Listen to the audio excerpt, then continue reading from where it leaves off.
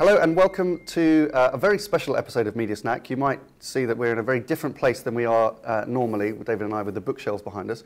And that's because we are both in New York, which doesn't happen very often, and we are at the ANA, the Association of National Advertisers. And this fine gentleman on my left, you may recognize as Bill Duggan, and you are the group EVP. That is me, for the ANA.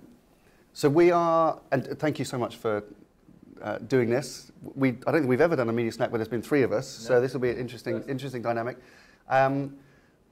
We've been talking about some of the main initiatives of the ANA. You are so active in so many areas, but obviously on Media Snack we're going to talk mostly about really the media areas that you guys focus on. And so we'll come to that. I think we've got 4 areas that we've agreed that we're going to talk about, because there's a lot going on. That we have discussed many times on Media Snack, the US kind of leading the way really in setting the narrative globally for media, for marketers. But the first thing I should mention is that if we look a little, you look great, but I think we might look a little bit bleary-eyed because last night we had a launch party for ID Comms in New York, which Bill kindly not only attended, but made some... I was honored to do those remarks, and so welcome to America, gentlemen. Thank you. And as I said last night, 2 or 3 or 4 years ago when I first started hearing about you guys, I thought you were already here. So I take that as a very high compliment that your presence was here, despite the fact that you did not have an office here yet. Yeah. So delighted that you now have a beachhead in New York. Yeah, good, and we're very delighted to be here. Where we gathered with, I think you said it was either the great and good or the who's who, or maybe it was the worst reprobates in media, was an event space called the British Residence, which is the ambassador's residence in New York. And I think we learned that... So I learned that we were on British soil last night. Oh, was that right? And okay. If I committed a crime, I couldn't be prosecuted, but I would have to live the rest of my life in that residence. So I decided to refrain. Good. Good. Well, thank you again for hosting us today, and also for your very kind words of welcome, both last night and today. Let's crack on straight with media things. Absolutely. One of the biggest topics that I know, and a lot of this stems from it's an ongoing narrative really for the last 2 years, since you guys launched research into agency practice in partnership with K2 Intelligence and issued your guidelines for media. We've come a long way, and advertisers are, and a lot of them said publicly, taking a bit more control and changing their internal media organization. And you very quickly, after that, the guidelines, issued this call for a chief media officer. And to have someone responsible internally. Can you just talk to us firstly about how's that gone, and what do you think needs to be done still? So first of all, there's been quite an evolution in media. I started my career in the media department of an agency called Dan Fitzgerald Sample, which morphed into Saatchi & Saatchi, and spent 4 years there. So the bad joke I use is I started my career in media before media was cool. And I think in the agency and advertising business, media is where the action is these days. But it's incredibly fragmented, and it's incredibly complicated. And our perspective has been is that clients need to lean into media. So it's not simply enough to have a great agency. That clients need to take an internal, proactive role in their media management. If you think of everything that goes on with media, from things that we've done forever, like buying the television up front, but now issues with digital, whether it's transparency or brand safety issues, that clients need to be involved. And with all due respect to chief marketing officers, their plates are incredibly full, and media is a slice of what they do. They need an internal expert that all he or she does is media, certainly at the larger companies, and many of the larger companies have that role. We've actually advocated for a new CMO role of Chief Media Officer, and we've seen that title A bit. There's a handful of companies, including Verizon and JP Morgan Chase, that have that title. There are a bunch of other companies that have a very senior person in that position. It may not be that specific title, but that really is the role. And whether it's somebody at that high senior level, which we feel the big companies need, but even at mid-sized companies that have an internal resource to safeguard, optimize the media spend, whatever that person is making in a salary is paying back in spades in terms of the value that person is delivering. I couldn't agree with you more. I mean, this is a subject that I'm hugely passionate about. In a previous life, I was head of media for a number of big companies. I could see the real value that adds to an organization's kind of marketing productivity. And we kind of advocated the role of the chief media officer for a number of years now. But what I'm curious to get your perspective of is, where do you see that role being defined? Is it an operational role, or is it a strategic role as you kind of see it? I think it's a combination of both. Certainly strategic, but that person also needs to get into the details and understand the digital media buy, whether there's bot fraud involved, and obviously there always is, how big that problem is, and what are some of the remedies to address that, to have a very active role on brand safety, because we know in this day and age, brand safety has been an issue forever. When we think about traditional media like print, back in the day, you didn't want your ad to appear next to certain editorial.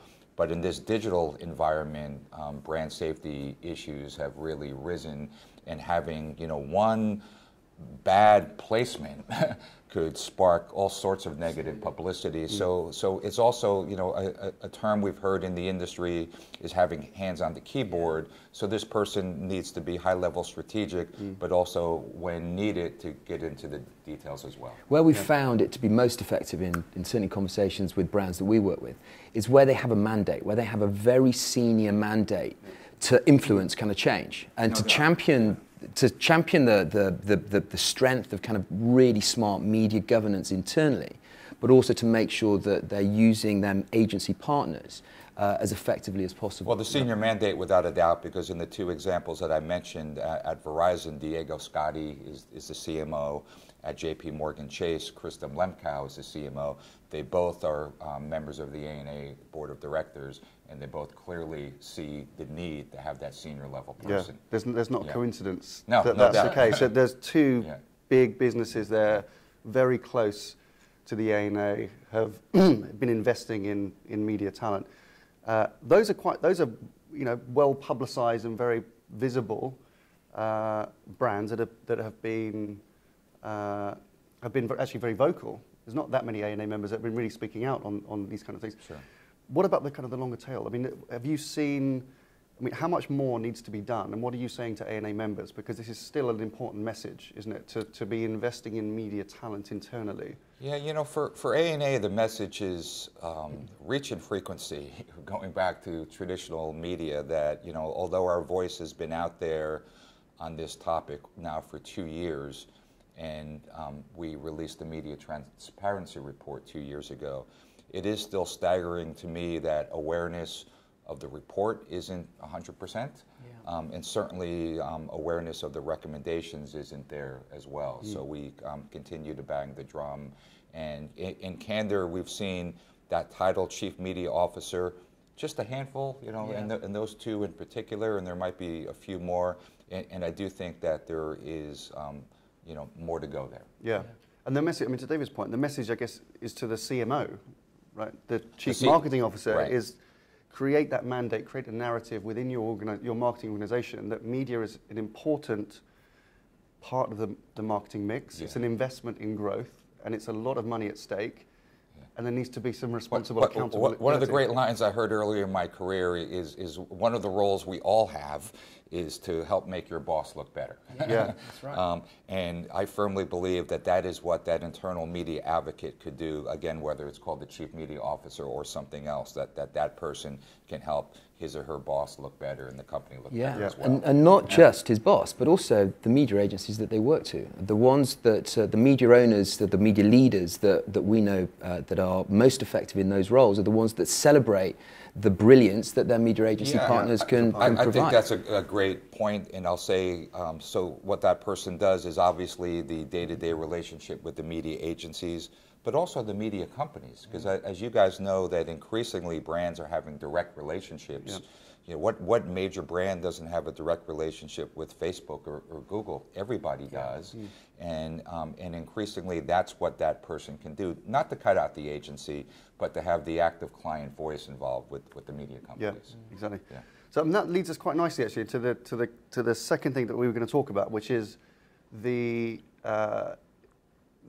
you know, it's been a little bit controversial, this kind of narrative about in-housing agencies, and I think we've spoken a lot about it on Media Snack, and just because in-housing is a very broad definition, it doesn't mean firing your agencies and building total in-house capabilities, but it leads back to this, which is marketers deciding that they're going to take back a little bit of control of media decision making, of contracts, sometimes of relationships, sometimes of these direct vendor relationships, and taking back a little bit of control maybe from their agencies, where in the past maybe they delegated a bit too much.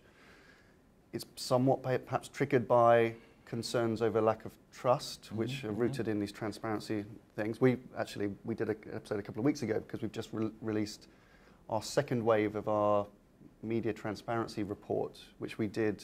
The first one we did actually in 2016, right, which was quoted in your in the K2 report, in the Big Two report. But it actually showed that trust has dropped since 2016. Our view on that was that that's leading marketers to want to control and get a bit more visibility about where their money's going, particularly when it comes to media. Your very high-profile chairman, Mark Pritchard, has been very, very vocal in advocating taking some control, and started this year now to talk about how they're building more in-house capabilities. Sure. So, and you just published some update as well on how many of your members are doing the same thing. So that's something which looks like that's moving forward quite fast. So let me jump off on that. I really believe that in-housing is one of the biggest trends in the industry, maybe the biggest. I would certainly put it in the top few. So, Tom, you're right. We just released a report called The Continued Rise of the In-House Agency. We've done 3 in-house agency reports in 2008, 2013. So following every 5 years, we were due to do another one in 2018. First, on the very fundamental level, that we learned that penetration of in-house agencies has risen dramatically. In 2008, it was 42%. In 2013, it was 58%. This year, it's 78%. And that's there for a lot of reasons. In-house has always been about faster and cheaper. And if you ask marketers whether cost and speed are important, they will always say yes. So, but increasingly, there's other reasons for in-housing as well. And before I even go there, I should define in-housing can mean many different things. There's no just one single type of in-house model. That it often starts with, I would call, the low-hanging fruit, collateral materials, point of sale. There's a reason that the A&A member companies with the biggest in-house agencies tend to be banks. Bank of America, Wells Fargo are 2 examples because they have those needs. But now, beyond that, we see social media has been taken in-house, and 2 very good reasons for that is speed, and also access to legal, which relates to speed as well. We've seen influencer marketing being taken in-house. We've seen different aspects of media. Media is a bit slower evolving, and I do think that there are some areas of media that will never be taken in-house, but just about any type of strategic thinking or creative output that one can think of in the industry, there are some members that have taken that in-house. So in-house takes on many forms, from just simple low-hanging fruit still, but to our members, some of our members doing higher-end television commercials. And it does not mean that the agency is eliminated. That in our research, 90% of those with an in-house agency are also working with an external agency as well. But at the same time, agencies have been disintermediated to some extent with this in-housing trend. Yeah. Yeah. And of that growing number, obviously that shows quite a dramatic trend. Do you have a sense of within that 78%, how much is media? Is that something that you're aware of, or anecdotally? Yes, I could reach down and look at my report. I mean, not the actual number, but does it follow the same trend in media? Yeah, so media strategy has certainly increased, that there are a good number of members, and when we think about things like social, that there's been dramatically, and of course programmatic. So in my view, and there's been some high-profile examples in the industry of companies that have taken programmatic in-house. And I believe that has likely peaked, that programmatic is a bit more complicated, but for reasons including transparency and protection of first-party data, there have been companies that have taken programmatic. Yeah. I mean, it's a big topic for a lot of the clients we talk to, and they feel that this is a trend that's almost getting out of control, and they're worried that they're not at pace with it. The truth of the matter is that when it comes to media, actually, there are very few companies have properly gone all in from an in-housing solution. Yeah. Some of them have some strategic resources that they use to help in terms of their planning. Some high-profile businesses, such as Vodafone, for example, have gone all in on their programmatic and brought that in collaboration with Wavemaker. Actually, they've worked very well with Wavemaker, and RBS is another bank in the UK that is beginning to explore programmatic in-housing, but actually very few businesses have properly made a big bet. I think they're just testing the water, but it does alter the dynamics between their agency partners and their own internal there's no media doubt. requirements. And I do think we've talked about the historical reasons for in-housing, again, cost and speed. I think now there are two new reasons of transparency, of course, and protection of data, particularly first-party data, by moving it. And effectiveness. I mean, a lot of the reports that we get back of those businesses that have tested in-housing, especially within the programmatic space, indicate that it's cheaper and it's slightly more efficient, but also more effective in terms of driving business outcomes. Less waste. That's right. Yeah, and I even think we all know that triangle: cheap, fast, good, right? And in-house has traditionally been pick two. Cheap, fast, good. In-house, okay, I'll pick cheap and I'll pick fast, but not necessarily good. But I think that has changed more recently, and we saw that in our report, that increasingly we're hearing that the creative product coming from in-house agencies in many cases is comparable with what is done by outside agencies. And what's interesting, I think, in the US especially, I think you guys are going to pioneer in housing probably more than other regions are, simply because you're far more progressive when it comes to programmatic buying. A lot of your TV now is bought programmatically. It's still relatively nascent in other parts of the world.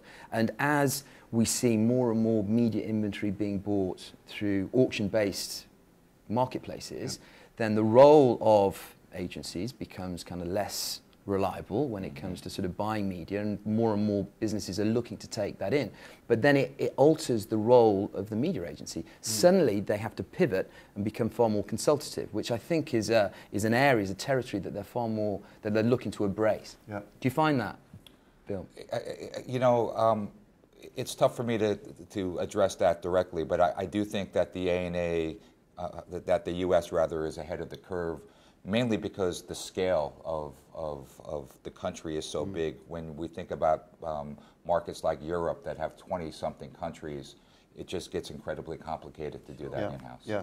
And it needs to be what we call the digital supply chain. If we just focus on digital for a moment, it's so complicated with so many kind of different partners. The US is going to probably lead the way in consolidation and simplification of all that kind of like messy supply chain, I think. I mean, when you've got multiple different protocols across different markets and many different suppliers, if you're a European media director, that's a real headache. I think you can get more done here, can't you, with fewer conversations and that and fewer frankly touches. Costs marketers money. There's one of my favorite all-time ever ANA lines is where there's mystery, there's margin. Yeah. And when you talk about that supply chain, there's a lot of murkiness and mystery in that, and certainly there are partners, intermediaries, whatever we'd like to call them, adding value and deserve to be paid. But there are others in the ecosystem that maybe aren't. And when you look at, we've all seen the programmatic model where an advertiser spends $1 and only 40 40 cents goes to the media company. I like to think of that as the other way around. The media company's charging 40 cents, but the advertiser pays $1. It's like, wow, you know, that's a pretty big premium with all these people in the middle. So I do see a simplification or cleanup of that going forward. Which I think is going to reduce that margin, or that kind of tech tax, I think it's become known as well. Right, absolutely. So I mean, I think it's interesting, in housing, you know, what we've just covered is very much based on the execution type stuff. What we're also seeing, a lot of our clients and a lot of advertisers coming to us asking is the more strategic in housing. And what we mean by that is, if you think about the whole kind of complex end-to-end media function, which really starts with data at one end, or has done. And historically, this has been outsourced to an agency. Yeah. So you've got kind of the use of data, then applying some form of analytics, which is getting more and more sophisticated, to give you the insights upon which you can build your strategy before it goes anywhere near execution. We're finding more advertisers wanting to build that capability. It's less about, you know, when Mark says hands on the keyboard, I don't think he's intending that to mean, like, you know, we're buying spots and dots and we're buying, you know, impressions directly. It's not so much the executional. It's having a bit more control. So it starts with data, which is a headache really for everybody because it's so fragmented. Right. Particularly if you're maybe if you're a CPG business and you don't have direct customer data, you've got to source that or create proxies for it. But we're seeing a load of advertisers build data capabilities, which has been a great trend. And hiring some interesting people that normally wouldn't be in the marketing business, data science, for example. Which is really good. And it just, I mean, before you even get the data, I mean, we've found some advertisers, it takes them a year just to be able to change all of their contracts with their agencies and with their publishers and with other technologies just to get the flow of data that they need. So that can, you know, you need a big run up to this. And then actually hiring analytics or analysts to help give you the insights on which you can then start to make some decisions about your media. And you, as you say, you may then decide, we don't want to build buying capabilities or executional capabilities internally. We're going to go out to the best in class in the marketplace. And I believe it'll continue that way, that where there's in-house, there's external partners as well, and these guys are working together. It was the model that Ford announced about a month or so ago, where they hired BBDO after decades with WPP. And a big part of that announcement was Ford was establishing an in-house practice of about 100 people so that they had some internal expertise, and they would be complementing the work that BBDO did. Yeah, exactly right. Yeah. Exactly right. So, but one of the other really big stories in the US that has got a lot of attention in the last few months is the reports that were coming out, or the press reports that were coming out in September this year, suggesting that the DOJ or the FBI were launching an investigation into media practice, and really on the financial side. So this was really picking up information on the back of the ANA's transparency reporting back in 2016. And so, I mean, we've talked about this a lot on Media Snack in previous few episodes now, because it's a big story, and it's scary to have the industry being looked into by the FBI. This is not, you know, it's not anything you can take lightly, and it's casts a bit of a shadow, doesn't it, over the media industry in the US, certainly for the next year or so while this is going on. But you know, you're working very closely with Reed Smith, I think, on trying to advise members like what to do if they've been affected by this. Sure. I'll start by saying, you know, personally, this saddens me. I spent the first half of my career working at ad agencies, again, starting in media, and then working for almost 17 years at Gray Advertising in account services. But this is where we are today. So coming out of the news of the K2 report that was 2 years ago, the FBI is now involved with this. And again, just a couple of months ago, that became public, and that the FBI reached out to our outside legal counsel, Reed Smith, to ask if they could help, and if ANA could help get the word out to advertisers that the FBI was looking to speak with people, with companies that felt that they had been victims of some illegal activity. Yeah. So just today we are releasing a report called Media Buying 2018 Transparency at a Crossroads, which really does two things. It provides a historical perspective of transparency. So again, John Mandel made his speech on March the 5th, 2015. The K2 report was issued in June 2016, but this road goes back much further than that. You know, we have been talking about this at least since 2011 when we issued a white paper on agency trading desks when they burst on the scene. Our members were asking about them. We pointed out that there's many benefits of agency trading desks, but there are also some watch-outs as well. You know, potentially agencies double dipping, you know, getting paid, the agency getting paid, the trading desk getting paid, arbitrage. So that was really when the conversation started in earnest back in 2011. So further, what this white paper does, in addition to the historical perspective, it gives members guidance as to what to do. And forgive me for reading, but I'm going to read a key paragraph. The FBI has informed Reed Smith that merely raising a hand saying you have been defrauded will not benefit its efforts. Meaningful cooperation means making an investment and conducting an internal investigation first. If and when you uncover indications of fraud supported by actual evidence, then the FBI wants to hear from you. It is not expected that your evidence will establish proof beyond a reasonable doubt. That is the job of the government. The FBI wants concrete reasons supporting your belief that you may have been defrauded. So that really sums it up, that the FBI is asking for companies that feel that they may have been victims to do some initial work, you know, likely hiring, you know, a law firm that specializes in this. And when they have uncovered some type of evidence, then bring that to the FBI. Yep. And our outside legal counsel, Reed Smith, can certainly serve as an intermediary. So again, this white paper will be on the ANA website. As you're viewing this, it's on the ANA website now. Yep. Again, Media Buying 2018, Transparency at a Crossroads. Yep.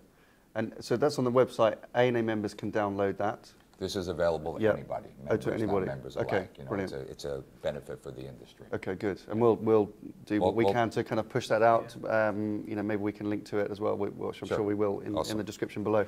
I mean, again, the ANA taking a really strong leadership position here and encouraging members to participate. So you fully support, you know, the idea that we need greater transparency. No doubt. Yeah. Do you know, if you remember back to the when you guys published the report in 2016, a lot of the noise back from the agency community was, you know, this is, you know, Not me. you'd kind of covered everybody basically, and kind of tarred with the same brush, and that it wasn't specific. I mean, our expectation is that if the government are investigating this, this becomes public information, does it? I mean, this potentially could start to show like individual cases of evidence. So a couple of points there, and I'll rewind to John Mandel, because if there was a regret in John's delivery of his keynote at the media conference, is that it painted a broad brush that this activity was happening everywhere. When K2 published their report, K2 used the term pervasive. Yes. So, you know, again, everywhere may have been too broad because it says everyone. Pervasive narrows it a bit and says it is happening a lot. When K2 did their investigation, 150 people were interviewed, you know, from client-side marketers, agencies, media companies, people in the business now, people that were not in the business. And we did. You were one of the 150. Publicly, yeah. It was all anonymous. Yeah, I know Yep. a handful, but I don't know many.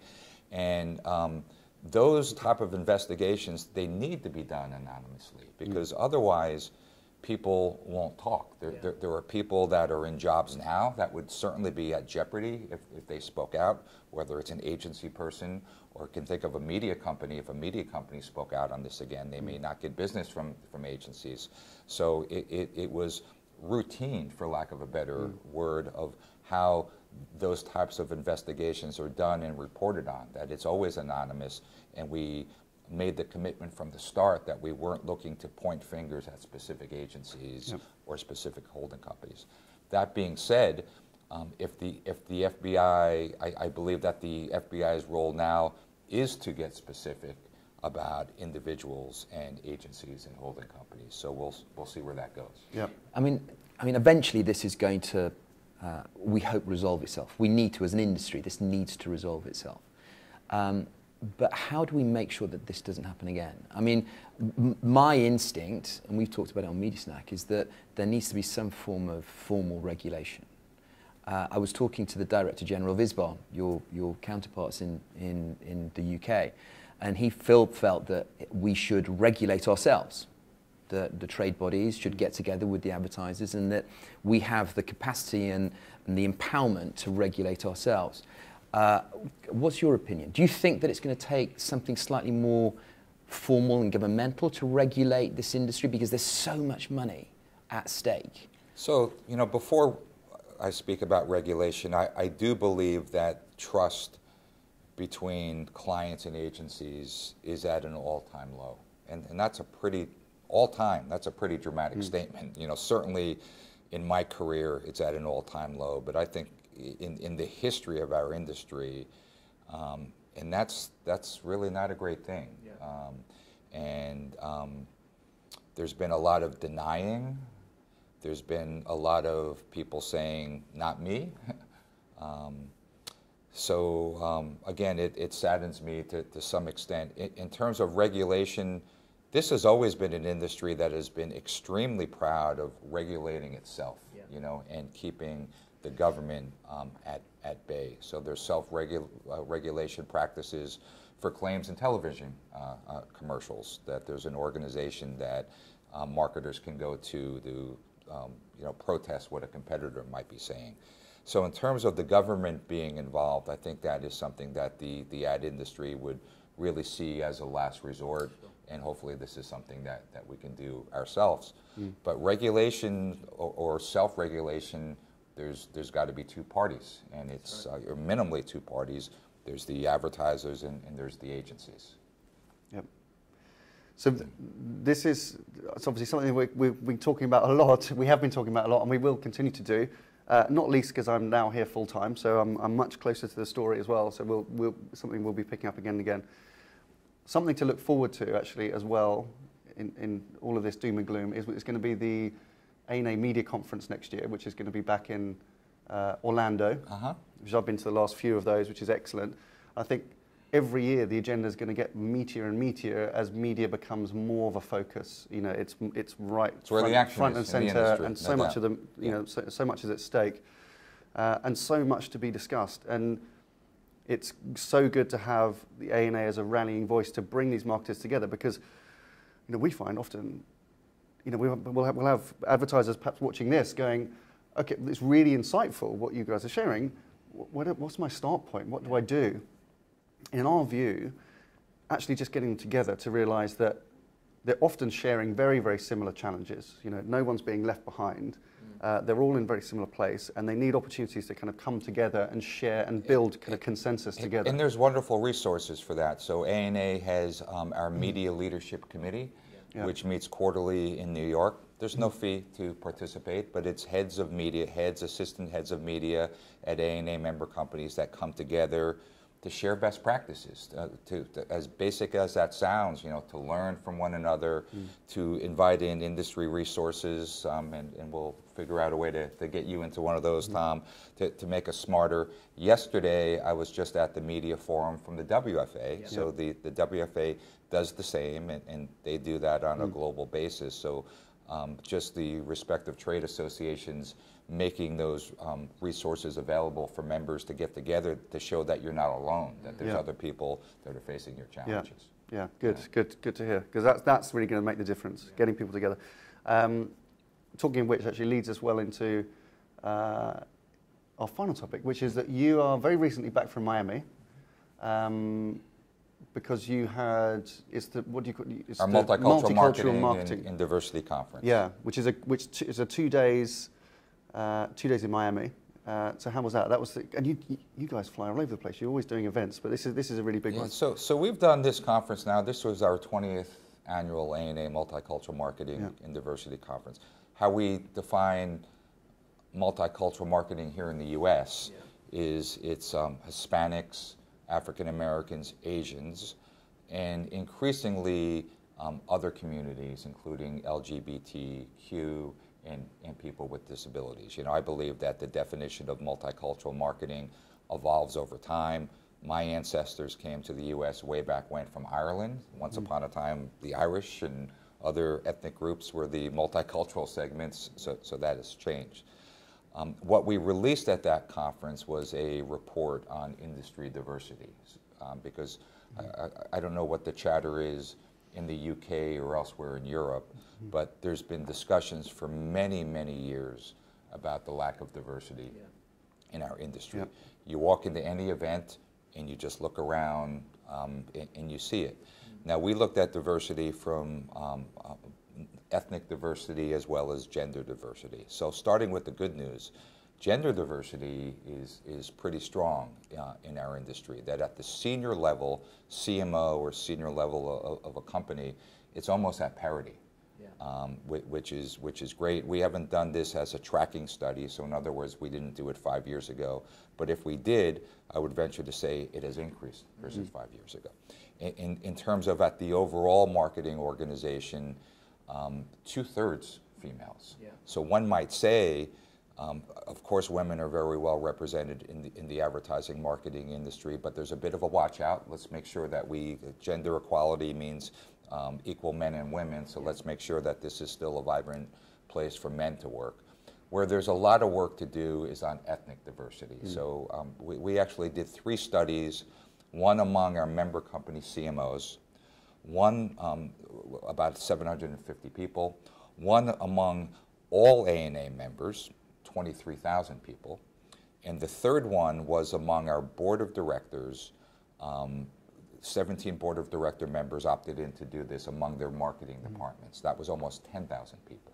And the results across the board were incredibly consistent, that Asian representation is pretty good, on parity with the population level, but among blacks and Hispanics it's very low. So Hispanics represent 18% of the population here in the US.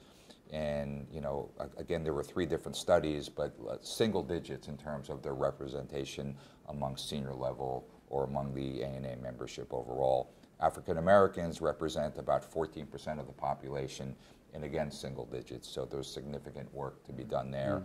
So what we've committed to do is repeat these 3 studies next year, just to keep it out there, and we're going to do a call to action for the industry overall to submit what we call their diversity scorecards to ANA. And we include in our report a couple of examples, real-life examples of best practice companies, HP and Verizon, and the steps that those companies have taken to enhance diversity at their organizations. You've got a busy agenda. Lots to do here, which makes it a lot of fun. So I'd love to hear, you guys are here in New York, so what's different here, or what do you anticipate being different here about the media environment? You know, obviously the scale is bigger, and what do you see as some of the opportunities, not only for your business, but for the industry overall in the media space? Yeah, that's a good question. I mean, you know, everything's just happening here. You know, we've had a business which is, we've been running ID Comms for 9 years. In the last 3 or 4, we've been working with a lot of US advertisers, and the demand for that has just grown over time.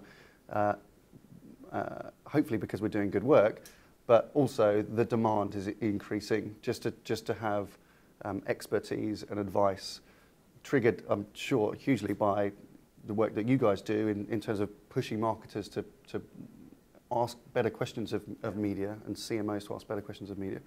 The difference is, you know, it's one market, so a voice carries a long way in a very big market. So it really feels like in New York, I keep saying to David, it feels like stuff can get done. You know, it doesn't feel that we're hugely encumbered by, you know, different geographies and protocols and legislation and barriers. In some ways in Europe, it's kind of easy to get things done, but I think in the US stuff, we can make progress. I think the biggest challenge here, just because of its scale, and you alluded to this when you talked about the fact that, 100% of your members still haven't read the transparency report. It's just very hard to communicate here, and it's very hard to kind of gather momentum. But you've got momentum behind these initiatives. As a business now, we've got momentum here. There's going to be more change going on in the media businesses in the US in the coming years, probably than anywhere else in the world.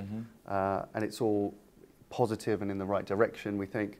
And so we're delighted to continue to support all this momentum for change and to be a part of that in some way. And we continue to support and guide marketers to make really just better decisions, guide kind of good decisions so they can take control and they can have more trust in the supply chain, feel that they're investing in growth, and not chasing a race to the bottom on cost. Really would be a good thing. Absolutely. And I mean, from my perspective, some of the conversations we're having with advertisers based here are so progressive.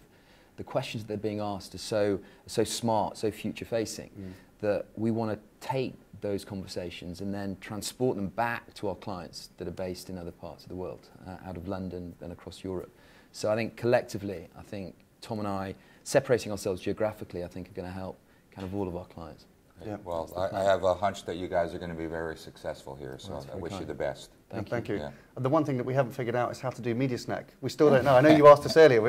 We still don't quite know. We'll find out. You'll find out next week how we can figure that out. Bill, thank you so much. Thank you so much for your time. It was my extreme pleasure. Thank you very much. Really enjoyed that. But I said it was going to be about 15-20 minutes, didn't I? And we've run way over because these are big topics and your insight is hugely valuable, so thank you. But that is the end of this special Media Snack episode for this week. Please give us a thumbs up if you like what we're doing, but that's all for now. See you next time.